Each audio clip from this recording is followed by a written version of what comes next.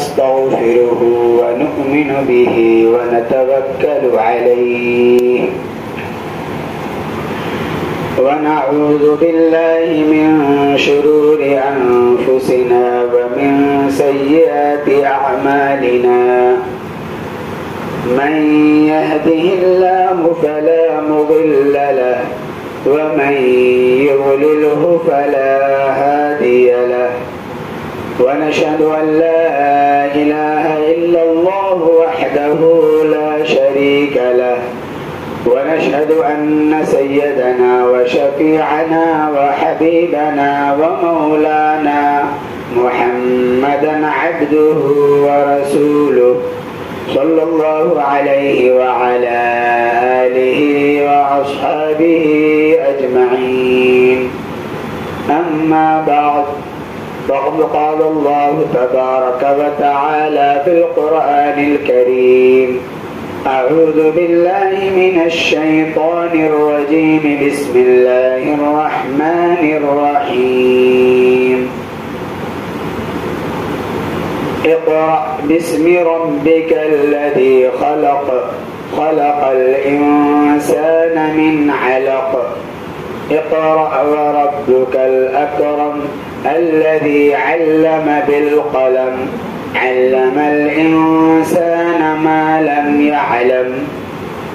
وقال النبي صلى الله عليه وسلم طلب العلم فريضة على كل مسلم ومسلمة أو كما قال عليه الصلاة والسلام. محترم سامعین کرام، برادران ملت اسلامیہ، اللہ تبارک و تعالیٰ کا بے انتہا فضل و کرم اور احسان ہوا کہ اللہ جل جلالہ وعم نوالہ نے ہم تمام کو اس مبارک دن میں اپنی بارگاہ میں یعنی مسجد میں آنے کی اول ساعت میں توفیق مرحمت فرمائی. اللہ تعالی ہم سب کو اسی طرح اہتمام سے جمعہ کے دن میں اول وقت میں آنے کی اور دین کے بعد کہنے سننے کی توفیق عطا فرمائے. اور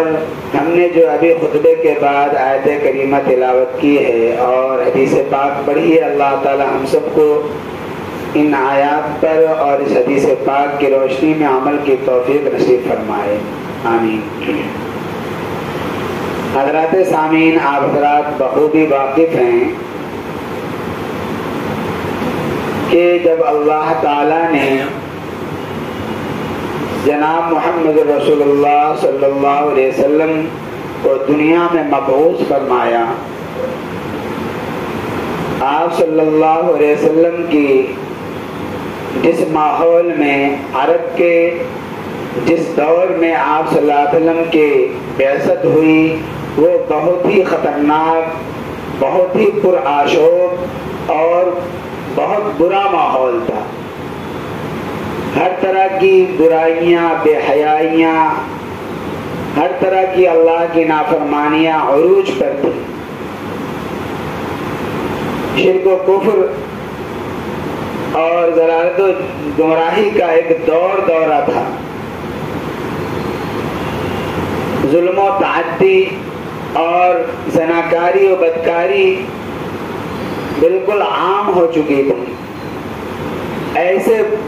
گندے اور پرآشوب ماحول میں آپ صلی اللہ علیہ وسلم کی بعثت مبارکہ ہوئی تو اللہ تعالیٰ نے سب سے پہلا حکم، سب سے پہلی وحی جو آپ صلی اللہ علیہ وسلم پر نازل فرمائی وہ تعلیم کے تعلق سے. حالانکہ قیاس کا تقاضا تو یہ ہے کہ بھائی جس ماحول میں جیسی برائیاں ہوں اس اعتبار سے اس کی اصلاح ہو اور اس اعتبار سے سب سے پہلا حکم نازل ہونی چاہیے. شرک و کفر کا دورہ تھا. خانہ کعبہ جو اللہ کا مقدس اور پاکیزہ گھر ہے، سب سے پہلا اللہ کا گھر، اس مقدس اور پاکیزہ گھر میں ایک دو نہیں 360 بت رکھے ہوئے تھے جس کی پوجا اور پرستش ہوا کرتی تھی. ایک خدا واحد کی جگہ سینکڑوں دیوی اور دیوتاؤں کے سامنے لوگ جھکتے تھے. تو عقل کا تقاضا تو یہ ہے کہ سب سے پہلے حکم تو ہونی چاہیے کہ ان بتوں کی عبادت کو چھوڑ دو، بتوں کی پرستش، اور سینکڑوں جو دیوی دیوتاؤں کو ان لوگوں نے معبود برحق بنا لیا تھا، ان کو منع کرنے کا حکم ہونی چاہیے، سب سے پہلی وہی نازل ہونی چاہیے۔ یا اس کے علاوہ اور بہت ساری برائیاں تھیں، لیکن اللہ تعالیٰ نے سب سے پہلا حکم، سب سے پہلی وحی جو نازل فرمائی اپنے نبی صلی اللہ علیہ وسلم پر، وہ ہے تعلیم کے بارے میں کہ پڑھو، اقرا، پڑھیے۔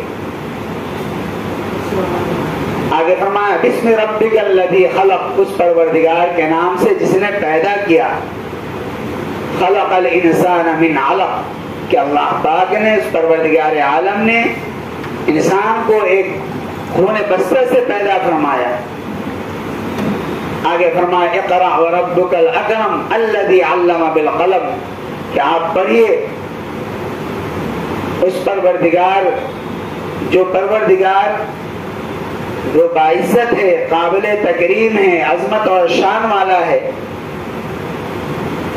اس پروردگار کے نام سے آپ پڑھیے۔ الذی علم بالقلم، کہ جس نے انسان کو قلم کے ذریعے سے تعلیم دیا اور سکھایا۔ تو اصل میرے کہنے کا مقصد یہ ہے کہ اللہ پاک نے اتنے برے ماحول میں، جبکہ تمام برائیاں عروج پر تھی، سب سے پہلے جو حکم دیا جا رہا ہے وہ تعلیم کا حکم دیا جا رہا ہے۔ تو پتہ یہ چلا کہ تعلیم یہ اصل اور بنیاد ہے، تمام برائیوں کو ختم کرنے کا ذریعہ علم ہے۔ یاد رکھیے کہ جب کہیں ایک دم تاریکی اور اندھیرا ہو، مثال کے طور پر آپ کے کمرے میں لائٹ چلی جائے، بالکل اندھیرا چھا جائے، تو اس وقت آپ کیا کرتے ہیں؟ بھائی روشنی جلاتے ہیں، ایک چراغ جلاتے ہیں۔ تو اس چراغ سے کیا ہوتا ہے؟ ساری تاریکیاں، ہر طرح کے اندھیرے اور جو کچھ احتمال خدشات ہوتے، کچھ یہ نہ ہو وہ نہ ہو، کہیں کچھ تو آ نہیں گیا، سب کے سب دور ہو جاتے ہیں۔ تو یہ علم کی ایسی مثال دی جاتی ہے کہ ایک روشنی ہے، جب علم کی روشنی پھیلے گی، جب علم کا دیا آپ جلائیں گے، جب چراغ جلے گا، تو جتنی بھی برائیاں ہیں وہ خود بخود سب ختم ہوتی چلی جائیں۔ جتنے علم کے ذریعے سے جتنی بھی باطل گندگیاں ہیں وہ سب کے سب خود بخود کافور ہو جائیں گی، سب مٹی چلی جائیں گی۔ تو میرے دوستو اور بزرگوں، اللہ پاک نے اسی لیے حکم دیا کہ جب علم آئے گا تو جہالت ختم ہوگا، ناخواندگی ختم ہوگی، پھر یہ شرک اور جو ہے بت پرستی سے بھی تائب ہو جائیں گے، یہ ظلم و تعدی کو بھی چھوڑ دیں گے، یہ بدکاری اور زناکاری سے بھی باز آ جائیں گے، یہ شراب نوشی اور جوا کے اڈے کو بھی جو ہے بالائے طاق رکھیں گے۔ کیونکہ علم کے ذریعے آدمی کا عقل اور دماغ کھلتا ہے تو صحیح سمجھ آتی ہے، جب صحیح سمجھ آتی ہے تو وہ سارے غلط کاموں کو، ساری چیزوں کو جو ہے وہ خود بخود چھوڑ دیتا ہے۔ جب جہالت کا اندھیرا ہو، جہالت کی تاریکیاں ہو، تو اس کو جو ہے صحیح راستہ نہیں ملتا، اس کے سامنے اندھیرا اور تاریکی نظر آتی ہے، یہ ظاہری آنکھ سے ہم دیکھ رہے ہیں، لیکن جو ہماری حقیقی اور جو علم کی روشنی والی آنکھ ہونی چاہیے اس سے ہم محروم رہتے ہیں، جس کی وجہ سے ہم جو ہے گناہوں کے اندر بھٹکتے رہتے ہیں، غلط راستہ پکڑ لیتے ہیں، پھر ہماری دنیا اور آخرت دونوں تباہ و برباد ہو جاتی ہے۔ اس لیے فرمایا کہ اگر علم کی روشنی پھیلے گی، جب علم کا چرچا ہوگا، علم ہمارے دلوں کے اندر آئے گا، تو اللہ تعالیٰ اس کی برکت سے ہماری اصلاح فرمائیں گے، ہماری ساری جو ہے برائیوں کو یکسر جو ہے مٹا دیں گے، ختم فرما دیں گے۔ اللہ کے نبی صلی اللہ علیہ وسلم نے اس لیے علم کی فضیلت کو بیان فرماتے ہوئے ارشاد فرمایا کہ علم کا تو سیکھنا چاہے مرد ہو یا عورت سب کے لیے ضروری ہے۔ بہت مشہور حدیث ہے، آپ نے بارہ سنا ہوگا، طلب العلم فریضۃ علی کل مسلم و مسلمہ، کہ علم چاہے وہ مسلمان مرد ہو یا عورت سب کے لیے اتنا علم حاصل کرنا جس سے حلال و حرام کی تمیز ہو جائے، جس زندگی کے شعبے میں ہے اس شعبے کا علم سیکھنا کہ جس سے وہ اپنے کاروبار کے اعتبار سے صحیح تجارت کر سکے، صحیح ملازمت کر سکے، صحیح طریقے سے وہ اپنے دنیاوی کام و کاج کو انجام دے سکے، اتنا علم سیکھنا ہر ایک کے لیے فرض ہے۔ پورا عالم فاضل بننا، مفتی بننا یہ فرض عین نہیں، یہ تو فرض کفایہ ہے، لیکن فرض عین کی مقدار تو یہ ہے کہ آپ نماز پڑھ رہے ہیں تو نماز کا پورا علم ہونی چاہیے کہ نماز میں کتنے فرائض ہیں، کتنے واجبات ہیں، کن چیزوں سے ہماری نماز فاسد ہو جاتی ہے، خراب ہو جاتی ہے، کن چیزوں سے ہماری نمازیں مکروہ ہو جاتی ہیں، ان چیزوں کا علم حاصل کرنا آپ کے ذمہ فرض ہے۔ آپ مثال کے طور پر تجارت کر رہے ہیں تو آپ کو اس تجارت کے شعبے میں معلوم ہونی چاہیے کہ کیا ہمارے لیے جائز ہے، کیا ناجائز ہے، اس طریقے سے ہمارا بیچنا خریدنا آئے درست ہے کہ یہ ہمارے لیے ہمارے حق میں ناجائز ہے، یہ مال لے رہے ہیں، دے رہے ہیں، کس طریقے سے کیا معاملہ ہو رہا ہے، ادھار ہے تو کیا ہے، یہ سارے علوم کا سیکھنا آپ کے اس تجارت کی لائن سے آپ کے لیے ضروری ہے۔ آپ زکوٰۃ دے رہے ہیں تو زکوٰۃ کے بارے میں آپ کو زکوٰۃ کے مسائل کا علم حاصل کرنا ضروری ہے۔ آپ حج بیت اللہ کے لیے روانہ ہو رہے ہیں تو حج بیت اللہ کے اعمال، ارکان اور اس کا علم آپ کے لیے ضروری ہے۔ زندگی کے جس شعبے میں ہیں، آپ گھر میں ہیں، اپنے بیوی بچوں کے اندر ہیں، تو آپ کی یہ معاشرتی زندگی، آپ کی جو یہ آئلی زندگی ہوتی ہے، آپ کی سماجی زندگی ہوتی ہے، اس میں آپ پر کیا حقوق عائد ہوتے ہیں، آپ پر کیا ذمہ داری ہوتی ہے، اس کا علم سیکھنا آپ پر ضروری ہے۔ چاہے آپ کہیں پر بھی ہو، زندگی کے کسی بھی مرحلے میں ہو، کسی بھی شعبے میں ہو، جہاں بھی آپ وقت گزار رہے ہو، آپ کے لیے اس مرحلے کا، اس وقت کا آپ پر علم سیکھنا فرض ہے۔ آج ہم نے بہت آسان سمجھ لیا کہ بس قرآن تھوڑا پڑھ لیے، سرسری تھوڑا ناظرہ، قرآن شریف، تھوڑا اردو اور تھوڑی موٹی موٹی بات سیکھنے سمجھتے ہم نے فرض کفایہ ادا کر دیا، ہم نے فرض عین کو ادا کر دیا، فرض کفایہ تو دور کی بات۔ میرے دوستوں بزرگوں، بہت افسوس کا مقام ہے کہ ہمارے اندر جہالت اور ناخواندگی بالکل ہماری گھٹی میں سمائی ہوئی ہے۔ ہم دونوں لائن میں ناکام ہیں، دنیاوی تعلیم اور دنیاوی تعلیم، دینی تعلیم یعنی عصری تعلیم اور ہماری مذہبی تعلیم، ان دونوں تعلیمی میدان میں ہم بہت پیچھے چل رہے ہیں۔ عصری تعلیم یعنی دنیا کی تعلیم میں تو ہم ہے ہی ہیں، دینی تعلیم کا بھی ہمارا بہت برا حال ہے۔ یہ آپ کے محلے کی مسجد ہے، ہر مسجد کے اندر مکتب کا نظام ہونی چاہیے۔ ہم اپنے بچوں کو کم سے کم درجے میں قرآن کی تعلیم، اللہ کا یہ پاک کلام جو آب حیات ہے، جو سرچشمہ نجات ہے، جو اللہ تعالیٰ کے پاس سے آیا ہوا ہے، جو قیامت تک رہنے والی لافانی لازوال کتاب ہے، ہم اس کتاب کو سمجھ کر پڑھنا تو دور کی بات، سرسری الفاظ کو دیکھ کر پڑھنا بھی نہیں جانتے۔ ہم اپنے بچوں کو بھی اس کی طرف جو ہے رغبت نہیں دلاتے۔ بہت سارے ہمارے والدین سرپرست ایسے ہیں جن کو اتنی بھی فکر نہیں کہ خود تو نہیں پڑھ سکے، کم سے کم اپنے بچوں کو تو دینی تعلیم سے آراستہ کر دیں۔ میرے دوستوں بزرگوں، یاد رکھیے یہ ہر والدین سرپرست کی ذمہ داری ہے کہ اپنی اولاد کو دینی تعلیم سے آراستہ کرے، ان کو ضروری بنیادی تعلیم سکھائے۔ اگر آپ نہیں سکھاتے ہیں تو آپ ماخوذ ہیں، آپ کا قیامت کے دن پکڑے جائیں گے، آپ سے سوال ہوگا۔ بخاری اور مسلم شریف کی روایت ہے، اللہ کے نبی صلی اللہ علیہ وسلم نے صاف طور سے فرما دیا، الا کلکم راعٍ وکلکم مسئول عن رعیتہ، کہ یاد رکھو تم میں سے ہر شخص ذمہ دار ہے، نگہبان اور نگراں ہے، اس سے اس کی نگرانی اور ذمہ داری کے بارے میں پوچھ ہوگی، اس سے سوال کیا جائے گا۔ آگے اللہ کے نبی صلی اللہ علیہ وسلم نے الگ الگ کر کے سب کے بارے میں ذمہ داری بیان فرماتے ہوئے ارشاد فرمایا، الرجل راعٍ علی اہل بیتہ وہو مسئول عنہ، کہ آدمی اپنے گھر کا، اپنے اہل و عیال کا نگراں ہے، اس کو اس کی نگرانی کے بارے میں جواب دینا پڑے گا۔ مزید آگے تفصیل لمبی حدیث ہے، تو بہرکیف بتانا مقصد یہ ہے کہ آج ہم غفلت اور لاپرواہی کے ساتھ بس کھا رہے ہیں، پی رہے ہیں، جانوروں کی طرح زندگی گزار رہے ہیں۔ ایک جانور بھی کھاتا، پیتا، سوتا ہے، کام کرتا ہے۔ آج ہمارا بھی حال وہی ہو گیا ہے۔ انسان اور حیوان میں جو فرق اللہ نے رکھا ہے، اس فرق کو ہم نے بالائے طاق رکھ دیا۔ میرے دوستوں بزرگوں، ضرورت اس بات کی ہے کہ ہم جو اپنا محاسبہ کریں، اپنا جائزہ لیں۔ اگر ہم محاسبہ کریں گے، جائزہ لیں گے تو اصلاح کی توفیق ہوگی۔ اگر ہم اپنا محاسبہ نہیں کریں گے، جائزہ نہیں لیں گے تو پھر جس طرح زندگی اب تک گزری ہے اسی طرح پوری زندگی گزر جائے گی، اور کل قیامت کے دن پھر افسوس کرنا پڑے گا، پچھتانا پڑے گا، لیکن وہاں افسوس کرنا پچھتانا کوئی کام نہیں آئے گا، کوئی فائدہ نہیں ہوگا۔ جب تک ہماری آنکھ کھلی ہوئی ہے تب تک ہمارے لیے موقع ہے، مہلت ہے کہ ہم اپنا محاسبہ کر کے جائزہ لیں کہ ہم اپنی ذمہ داری کو پوری طور سے ادا کر رہے ہیں یا اس میں ہم جو ہے ابھی تک ناکام ہیں۔ آج کے اس پرفتن دور کے اندر، آج کے اس گندے ماحول کے اندر ضرورت ہے کہ اپنے اولاد کے بارے میں فکر مند ہو جائیں۔ بے راہبی کا ماحول ہے، یہ فتنے کا دور ہے۔ آج باطل طاقتیں ہمارے خلاف سازش کر رہی ہیں، ہمارے بچوں کو سیدھے راستے سے ہٹانے کے لیے، بلکہ ہمارے بچوں کو ایمان کا سودا کرنے کے لیے تیار ہیں، کوششیں لگی ہوئی ہیں۔ لیکن ہم ہیں کہ ہم اپنے بارے میں، اپنے ایمان و اعمال کی محافظت کے بارے میں، اپنے اہل و عیال کی ایمان کی محافظت کے بارے میں کوئی فکر نہیں، کوئی کوشش نہیں، کوئی محنت نہیں، کوئی جدوجہد نہیں۔ میرے دوستوں اور بزرگوں، بے فکری یہ اس امت کے لیے موت ہے۔ آج ہم بے فکر ہو چکے ہیں، بے فکری کی وجہ سے آج ہمارا یہ برا حال ہو گیا۔ اگر ہم فکر مند رہتے، چاق چوبند رہتے تو آج یہ نوبت نہیں آتی۔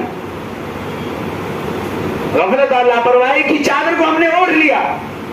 اور اسی غفلت کے ساتھ اپنا وقت گزر رہا ہے، اس لیے یہ دن دیکھنا پڑ رہا ہے۔ تو اس لیے میرے دوستو، آج بھی ابھی بھی وقت ہے، ابھی بھی آپ ہوش کے ناخن لیجئے، بیدار ہو جائیے،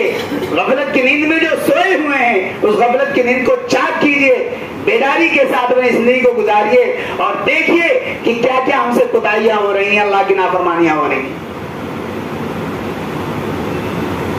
اس نبی کے لیے، اس امت کے لیے اللہ تعالیٰ نے سب سے پہلا پیغام، سب سے پہلی وحی علم کے تعلق سے نازل فرمائی ہو، سب سے پہلا حکم دیا ہو۔ آج وہ امت، آج وہ قوم علم سے کوسوں دور۔ افسوس کا مقام ہے، تعجب کی بات ہے،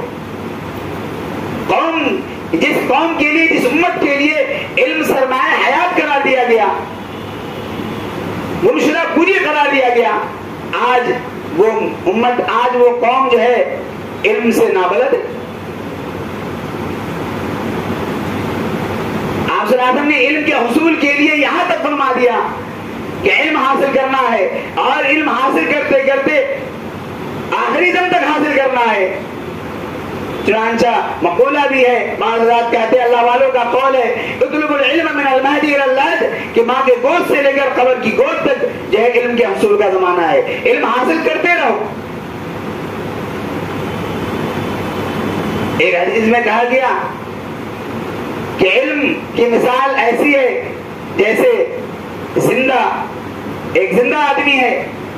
اور جہالت کی مثال ایسی جیسے ایک مردہ آدمی ہے۔ علم کے بغیر آپ کو جو ہے زندگی نہیں مل سکتی۔ علم تو سرمایہ حیات ہے، یہ ہماری گمشدہ پونجی ہے، لہذا ہم خود بھی علم سے آراستہ ہوں اور اپنے ماتحتوں کو، اپنے اولاد کو بھی علم سے آراستہ کریں۔ ورنہ یاد رکھیں کہ جب قیامت کے دن جب اللہ کے حضور میں پیشی ہوگی تو یہی ہماری اولاد، جس کے لیے ہم نے دن رات ایک کر کے محنت کر کے ان کی آرام اور راحت کا انتظام کیا، ان کی رہائش کے لیے، اچھی طرح زندگی گزارنے کے لیے آپ نے دن رات محنت کی، اللہ کے حکموں کو توڑا، نمازوں کو چھوڑا، بہت سارے اللہ شریعت کے احکام کو ہم نے بالائے طاق رکھ دیا، پامال کر دیا، وہی کل قیامت کے دن آپ کے لیے اولاد وبال جان ہوگی۔ نجات کا ذریعہ بننے کے بجائے وہ آپ کے لیے فقر کا ذریعہ بنیں گی۔ اللہ کی بارگاہ میں آپ کے سامنے وہ درخواست کریں گی کہ میرے والدین ہیں جنہوں نے مجھے ناخواندہ اور جاہل رکھا، اس نے مجھے دین کی تعلیم سے روشناس نہیں کیا، اے اللہ تیرے احکامات اور تیرے رسول اللہ صلی اللہ علیہ وسلم کی ارشادات کی تعلیم نہیں دی، جس کی وجہ سے ہم نے تیری نافرمانی کی، ہم نے جو ہے نہیں پہچانا دین کیا ہے، اسلام کیا ہے، احکامات کیا ہے، گناہ کیا ہے، فرما برداری کیا ہے۔ اے اللہ، آج مجھے جو سزا دی جا رہی ہے، میری یہ درخواست ہے کہ میرے والدین کو ڈبل سزا دی جائے۔ بتائیے اس دن جب ہمارے والدین ہمارے گریبان پکڑیں گے، اللہ کے حضور میں درخواست کریں گے، تو کون بچانے والا ہوگا؟ کیا کریں گے؟ جس اولاد کے لیے، جس دنیا کے لیے آپ سب کچھ کر رہے ہیں اللہ کے احکامات کو فراموش کر کے، نبی کریم صلی اللہ علیہ وسلم کی تعلیمات کو جو ہے پامال کر کے، آج ان کی سنتوں کو جنازہ نکال کر کے ہم جو اپنی زندگی گزار رہے ہیں، دن رات کی تگ و دو اور محنت اسی میں لگی ہوئی ہے، کیا ہوگا آخرت میں، کیا ہوگا ہمارا معاملہ؟ لہذا ابھی وقت ہے، آپ جو ہے اپنے جو ہے ماحول پر ایک دائرہ نظر ڈالیں، غور کریں، اپنا محاسبہ کریں، جائزہ لیں انشاءاللہ۔ ابھی بھی اگر ہم نے فکر کر لیا تو انشاءاللہ کی ذات سے امید ہے کہ ہمارے جو ہے اعمال درست ہوں گے، ہماری آخرت جو ہے درست ہو جائے گی انشاءاللہ، ہماری آخرت والی زندگی بہتر ہو جائے گی، تو انشاءاللہ دونوں جہان کی زندگی ہماری کامیاب ہو جائیں گی۔ تو ماشاءاللہ آپ کی مسجد میں جو مکتب چل رہا تھا، ابھی تک یہ نظام موقوف تھا، اب پھر یہ نظام برپا کرنے کی ضرورت ہے، ہمارے اکابر کی طرف سے، علماء کی طرف سے بارہا یہ التجا کی جاتی ہے، گزارش کی جاتی ہے، اپیل کی جاتی ہے کہ ہر مسجد میں مکتب کا نظام ہونی چاہیے، چاہے چھوٹی مسجد ہو یا بڑی مسجد، ہر مسجد کے اندر۔ یہ مسجد ہمارے لیے ایمان کے لیے پاور ہاؤس کے درجے میں، سمجھ رہے ہیں کہ نہیں؟ جس طریقے سے پاور ہاؤس سے بجلی کی سپلائی ہوتی ہے گھر گھر میں، اسی طرح ہر گھر میں انشاءاللہ مسجد کے ذریعے سے جو ہے دینی احکامات، اللہ کے ارشادات، اللہ کے نبی صلی اللہ علیہ وسلم کے فرمودات ہر گھر میں پہنچیں گے۔ اس لیے اپنی مسجدوں کو آباد کریں، اپنے بچوں کو مسجد میں بھیج کر کے ان کو دینی تعلیم سے روشناس کرائیں، اور خود اپنے بچے نہیں تو اپنے رشتے داروں کے بچوں کو، اپنے گلی، اپنے محلے، اپنے کمپاؤنڈ میں رہنے والے بچوں کو ان کے والدین سے بات کر کے ان کو ترغیب دلائے۔ اگر ان کے پاس فیس دینے کی صلاحیت نہ ہو تو آپ ان کی ذمہ داری لے لیں، کفالت کر لیں۔ آپ دنیا میں اگر ان کی دینی تعلیم کی کفالت کریں گے تو اللہ تعالیٰ کل قیامت کے دن کیا معلوم کہ وہی آپ کے لیے بہانہ بنا کے آپ کی مغفرت کر دے، وہی ذریعہ نجات بن جائے۔ لہذا ہم سب مل کر کے فکر کریں، انشاءاللہ فکر کریں گے تو تعلیم کی ایک فضا بنے گی۔ جب یہ جو ہے علم کی روشنی پھیلے گی تو انشاءاللہ یہ جو جہالت کے اندھیرے ہیں، یہ برائیوں کا جو ماحول ہے وہ خود بخود ختم ہوتا چلا جائے گا۔ اللہ تعالیٰ سے دعا ہے کہ اللہ تعالیٰ ہم سب کو کہنے سننے سے زیادہ عمل کی توفیق عطا فرمائے، اور ہم سب کو اللہ تعالیٰ جو ہے آخرت کی فکر نصیب فرمائے، اپنے بچوں کو دینی تعلیم سے آراستہ کرنے کی توفیق فراہم فرمائے۔ وما علینا الا البلاغ۔